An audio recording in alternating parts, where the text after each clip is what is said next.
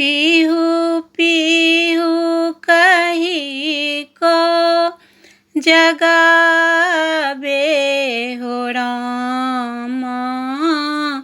काड़ी कोयलिया पीहू के शब्द सुनी उठली अन्हारे।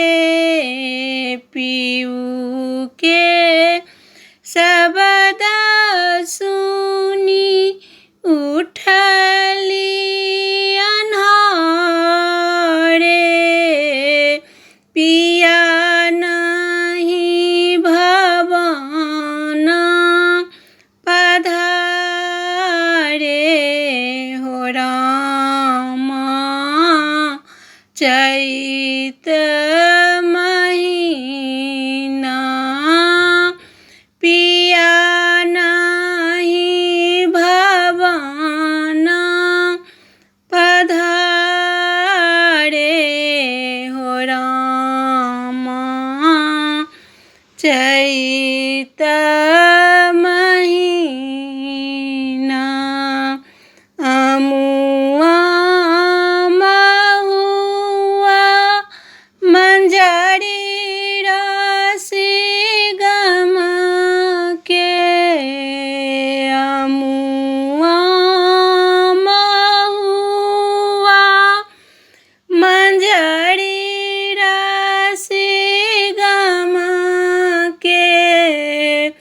मह मह गम के बगीचिया हो रामा। चैत महीना मंद पवन मान किए हरावे। मन सतावे आधी रतिया हो रामा। चैत महीना पीहू पीहू कही को जगावे हो रामा। चैत